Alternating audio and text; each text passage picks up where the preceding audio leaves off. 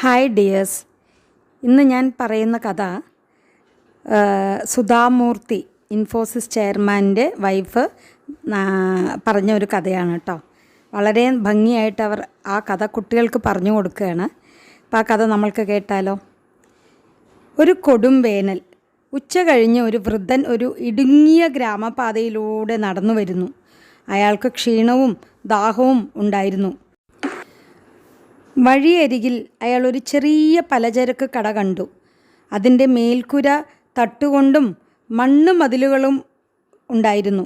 കടയുടമ അകത്ത് ഇരുന്നു കൊണ്ട് ശ്വാസം മുട്ടിക്കുന്ന ചൂടിൽ വീശിക്കൊണ്ട് ഇരിക്കുകയായിരുന്നു. ഗ്രാമവാസികൾ ഒത്തുകൂടുന്ന കടയുടെ മുന്നിൽ ഒരു ചെറിയ ബെഞ്ചുണ്ടായിരുന്നു. ആ വൃദ്ധൻ ബെഞ്ചിലിരുന്നു. അയാൾ വളരെ ക്ഷീണിതനായിരുന്നു. കുറച്ചു നേരം അയാൾക്ക് സംസാരിക്കാൻ കഴിഞ്ഞില്ല. ഒടുവിൽ അയാൾ വായ തുറന്ന് ഒരു വാക്കുച്ചരിച്ചു: വെള്ളം.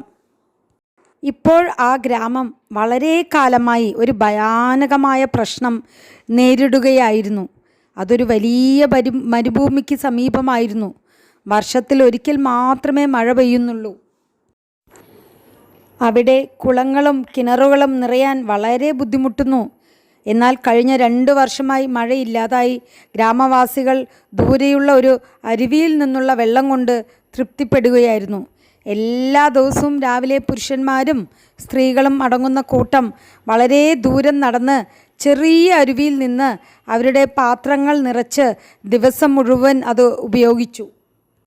സ്വാഭാവികമായും ഈ വിലയേറിയ വെള്ളത്തിൻ്റെ ഒരു തുള്ളി പോലും ആരും പാഴാക്കാൻ ആഗ്രഹിച്ചില്ല. എന്നിട്ടും ദാഹിച്ചു ക്ഷീണിതനുമായ ഒരു വൃദ്ധൻ വെള്ളം ചോദിക്കുമ്പോൾ എങ്ങനെയാണ് പറ്റില്ല എന്ന് പറയുന്നത്? രണ്ടാമതൊന്നും ആലോചിക്കാതെ വളരെ ദയുള്ള കടയുടമ രവി തൻ്റെ കലത്തിൽ നിന്ന് ഒരു ഗ്ലാസ് വെള്ളം ഒഴിച്ച് വൃദ്ധന് കൊടുത്തു. ആ മനുഷ്യൻ അത് അത്യാഗ്രഹത്തോടെ കുടിച്ചു. പിന്നെ അയാൾ കൂടുതൽ വേണം എന്ന് പറഞ്ഞ് രവി അത് കൊടുക്കാൻ കാത്തു നിൽക്കാതെ അയാൾ പാത്രം എടുത്ത് ചുണ്ടിലേക്ക് ഉയർത്തി രവിയുടെ മുഴുവൻ ദിവസത്തെയും വെള്ളം കുടിച്ചു. പാവൻ രവി, അയാൾക്ക് എന്തു ചെയ്യാൻ കഴിയും? അയാൾ നിരാശയോടെ നോക്കി. എന്നിട്ട് അയാൾ സ്വയം പറഞ്ഞു: സാരമില്ല, എല്ലാത്തിനുമുപരി ഞാൻ സഹായം ആവശ്യമുള്ള ഒരാളെ സഹായിച്ചിട്ടുണ്ട്.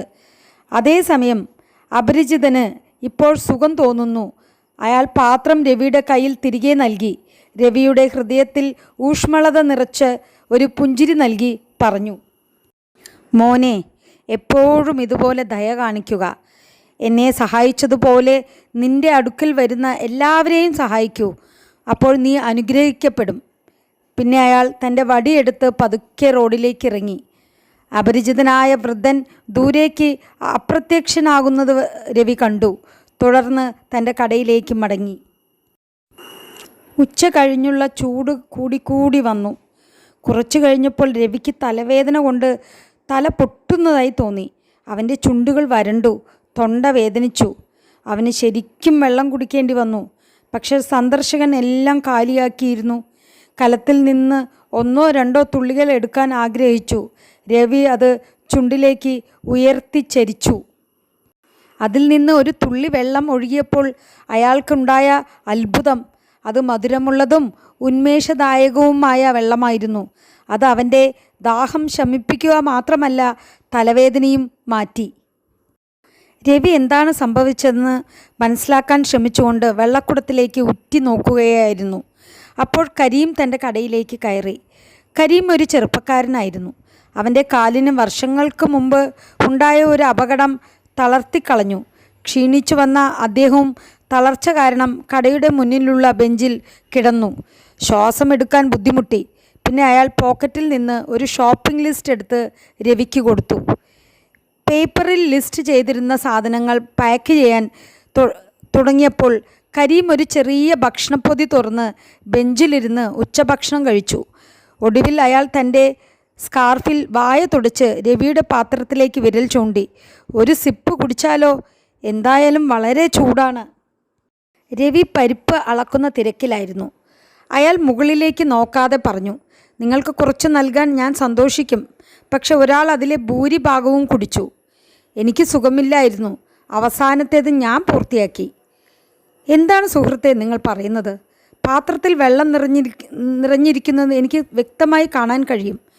രവി അവിശ്വാസത്തോടെ നോക്കി. അവൻ്റെ കണ്ണുകൾക്ക് മുന്നിൽ കരീം ഒരു ഗ്ലാസ് വെള്ളം ഒഴിച്ചു കുടിച്ചു.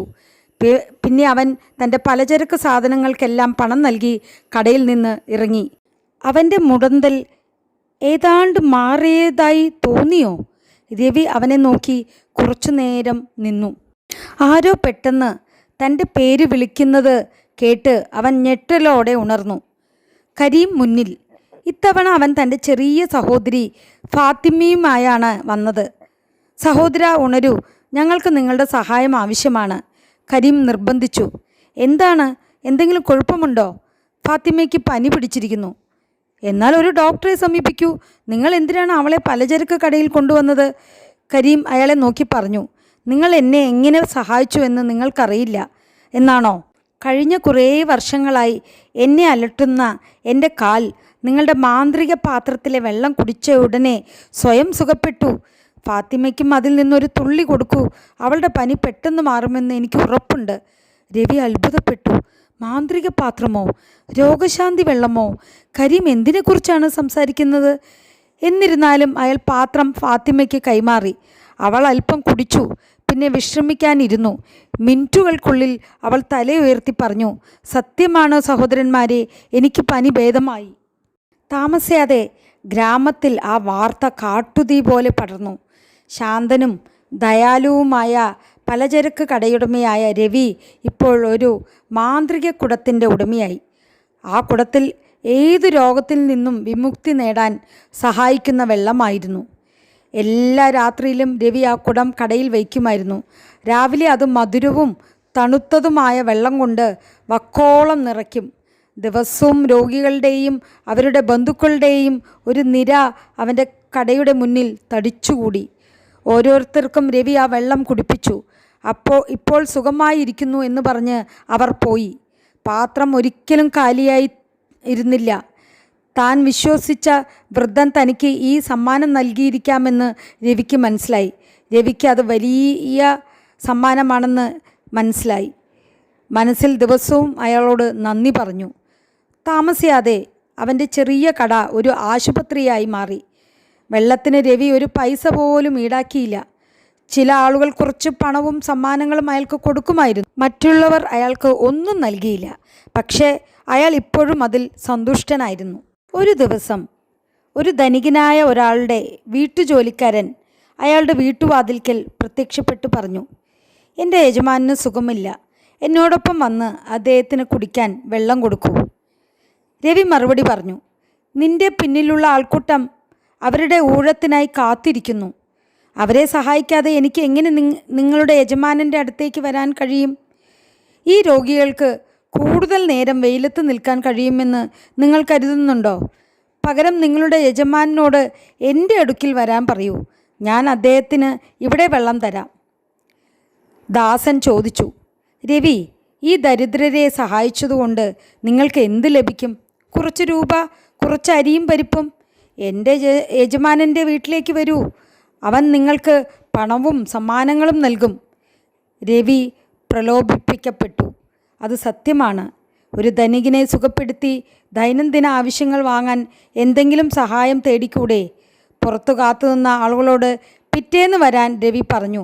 ദാസനോടൊപ്പം വീട്ടുടമസ്ഥൻ്റെ അടുത്തേക്ക് പോയി. പതുക്കെ അങ്ങനെ രവി മാറി. രോഗികളുടെയും ദരിദ്രരുടെയും വേദനയും സങ്കടവും കാണാൻ കഴിയാതെ അയാൾ നല്ല പണം നൽകുന്ന ധനിക രോഗിയെ കിട്ടുമെന്ന് പ്രതീക്ഷിച്ച് ഓരോ ദിവസവും ആരംഭിച്ചു. ദിവസങ്ങൾ ഇങ്ങനെ കടന്നുപോയി. ഋതുക്കൾ മാറി. വീണ്ടും വേനൽക്കാലമായി. രവി തൻ്റെ പഴയ കടയിൽ കണക്കുകൾ എഴുതുകയായിരുന്നു. അപ്പോൾ ഒരു വൃദ്ധൻ്റെ ശബ്ദം അവൻ്റെ ചെവിയിൽ മുഴങ്ങി, മകനെ, വെള്ളം. അയാൾ നോക്കി. മാന്ത്രിക കുടം സമ്മാനമായി നൽകിയ അതേ വൃദ്ധനാണോ അത്? പക്ഷെ സന്ദർശകൻ്റെ തൊട്ടു പിന്നിൽ മറ്റാരുമില്ലായിരുന്നു. അപ്പോൾ പെട്ടെന്ന് രാജാവിൻ്റെ ദൂതൻ അവിടെ ഓടി വന്നു. വേഗം വരൂ, ദൂതൻ വിളിച്ചു പറഞ്ഞു. രാജ്ഞിയെ ഒരു കൊതുക് കടിച്ചിരിക്കുന്നു. വെള്ളം, വൃദ്ധൻ ആവർത്തിച്ചു. രാജ്ഞിക്ക് സുഖമില്ല, ദൂതൻ വീണ്ടും നിലവിളിച്ചു. രവി പരസ്പരം നോക്കി. ഒരാൾ വൃത്തികെട്ട വൃദ്ധനായിരുന്നു. അയാൾക്ക് കുടം തന്ന ആളായിരിക്കാം, അല്ലായിരിക്കാം. മറുവശത്ത് രാജാവിൻ്റെ തന്നെ ഒരു ദൂതൻ. തൻ്റെ രോഗശാന്തി വെള്ളം രാജ്ഞിയുടെ കൊതുകുകടി ശമിപ്പിച്ചാൽ സ്വർണ്ണ നാണയങ്ങൾ തൻ്റെ മേൽ വർഷിക്കുന്നത് അയാൾ മനസ്സിൽ കണ്ടു. അയാൾ തൻ്റെ കുട എടുത്ത് അപരിചിതനോട് പറഞ്ഞു, അമ്മാവാ, ഇവിടെ കാത്തിരിക്കൂ, ഞാൻ ഉടൻ മടങ്ങി വരും. രാജാവിൻ്റെ വേഗതയേറിയ കാലുകളുള്ള കുതിരകൾ അവനെ കൊട്ടാരത്തിലേക്ക് കൊണ്ടുപോയി. അവിടെ അവൻ രാജ്ഞിയുടെ അടുത്തേക്ക് ഓടി. അവൾ അവളുടെ കയ്യിലെ കൊതുകുകടികളിൽ പരിഭ്രാന്തിയോടെ നോക്കി. അയാൾ ഉടൻ ഒരു ടംബ്ലറിലേക്ക് വെള്ളമൊഴിക്കാൻ കുടം ചരിച്ചു. പക്ഷേ ഒന്നും വന്നില്ല. വീണ്ടും വീണ്ടും അയാൾ കുടം ചരിച്ചു. അയാൾ അത് തലകീഴായി മറിച്ചു. അതിൻ്റെ അകത്തേക്ക് നോക്കി. അത് വരണ്ടതായിരുന്നു. നീ ചതിയൻ, രാജാവ് അലറി. അപ്പോൾ നീ എൻ്റെ രാജ്യത്തിലെ ജനങ്ങളെ ഇങ്ങനെയാണ് കമ്പിളിപ്പിക്കുന്നത്? പുറത്തുപോ. നീ മാന്ത്രിക രോഗശാന്തി ശക്തികൾ നേടിയിട്ടുണ്ടെന്ന് ഒരിക്കലും ഇനി പറയരുത്. നീ വീണ്ടും അങ്ങനെ അവകാശപ്പെട്ടാൽ ഞാൻ നിന്നെ ഗ്രാമത്തിൽ നിന്ന് എന്നേക്കുമായി പുറത്താക്കും. രവി പതുക്കെ തൻ്റെ ഗ്രാമത്തിലേക്ക് നടന്നു. അയാൾ തൻ്റെ കടയിലേക്ക് പോയി. അവിടെ ആരുമുണ്ടായിരുന്നില്ല. വെള്ളം ചോദിച്ച വൃദ്ധനെ അയാൾ തിരഞ്ഞു. അയാളെ എവിടെയും കണ്ടില്ല. അയാൾ വിളിച്ചു, ക്ഷമിക്കണം, എനിക്ക് തെറ്റുപറ്റി, ദയവായി വരൂ, ഞാൻ നിങ്ങൾക്ക് വെള്ളം തരാം. പക്ഷേ മറുപടിയൊന്നും ലഭിച്ചില്ല. 1 വർഷം മുമ്പ് താൻ കണ്ടുമുട്ടിയ അതേ വൃദ്ധൻ തന്നെയാണിതെന്ന് അയാൾക്ക് മനസ്സിലായി. ഒരിക്കൽ ദയയും കാരുണ്യവും കൊണ്ട് താൻ സുഖപ്പെടുത്തിയ ആളുകളെയും അവർ എത്രമാത്രം തന്നെ അനുഗ്രഹിക്കുകയും സ്നേഹിക്കുകയും ചെയ്തുവെന്നും അയാൾ ഓർത്തു. വെള്ളത്തിനു പകരമായി കുറച്ച് നാണയങ്ങളും അവരുടെ തോട്ടത്തിലെ കെട്ടുകെട്ട് പച്ചക്കറികളും മാറ്റിവെച്ച് അവരുടെ ചെറിയ ഔദാര്യ പ്രവൃത്തികൾ അയാൾ ഓർത്തു. തന്നെ ഏറ്റവും ആവശ്യമുള്ള ആളുകളെ അവഗണിക്കാൻ തക്കവിധം അയാൾ എപ്പോഴാണ് ഇത്ര സ്വാർത്ഥനും അത്യാഗ്രഹിയുമായി തീർന്നത്? രവി സമ്മാനം ദുരുപയോഗം ചെയ്തുവെന്ന് മനസ്സിലാക്കിയപ്പോൾ വൃദ്ധൻ തൻ്റെ ശക്തികൾ തിരിച്ചെടുത്തു. കാര്യമാക്കേണ്ടതില്ല, രവി സ്വയം പുഞ്ചിരിച്ചു. വെള്ളത്തിനായി ലഭിച്ച പണം ഉപയോഗിച്ച് ഗ്രാമത്തിലേക്ക് ഒരു യഥാർത്ഥ ഡോക്ടറെ കൊണ്ടുവരുവാൻ അദ്ദേഹം തീരുമാനിച്ചു. അന്നു മുതൽ രവി തൻ്റെ കുടത്തിൽ അരുവിയിൽ നിന്നുള്ള സാധാരണ വെള്ളം നിറച്ച് ശ്രദ്ധാപൂർവം തൻ്റെ ചെറിയ കടയിലേക്ക് കൊണ്ടുപോയി വൃദ്ധനെ കാത്തിരുന്നു. ഒരുപക്ഷെ ഒരു ദിവസം അദ്ദേഹം തിരിച്ചെത്തിയേക്കാം. പക്ഷെ അതുവരെ ഒരു യഥാർത്ഥ വൈദ്യനെ തൻ്റെ ഗ്രാമത്തിലേക്ക് കൊണ്ടുവരുവാൻ രവി ദൃഢനിശ്ചയം ചെയ്തിരുന്നു. ഈ കഥ നമ്മൾക്ക് പറയുന്നത് അത്യാഗ്രഹം ആപത്താണ് എന്നുള്ളതാണ്. അത്യാഗ്രഹി ആവുമ്പോൾ നമ്മൾക്ക് കിട്ടിയ ഭാഗ്യങ്ങളും അനുഗ്രഹങ്ങളും നമ്മൾ ഇല്ലാതാക്കും. അതുകൊണ്ട് നമ്മൾ എപ്പോഴും ജീവിതത്തിൽ എന്നും ഒരു നോർമൽ സ്റ്റേജിൽ ജീവിക്കണമെന്നാണ് ഈ കഥ വ്യക്തമാക്കുന്നത്. എൻ്റെ കഥ ഇഷ്ടമായിട്ടുണ്ടെങ്കിൽ എൻ്റെ ചാനൽ ശശിവന വ്ളോഗ്സ് സബ്സ്ക്രൈബ് ചെയ്യുക, ലൈക്ക് ചെയ്യുക, കമൻറ്റ് ചെയ്യുക, ഷെയർ ചെയ്യുക. ഇനി കൂടുതൽ കഥകളുമായി അടുത്ത ദിവസങ്ങളിൽ വരുന്നതാണ്. Thank you for watching. Thank you.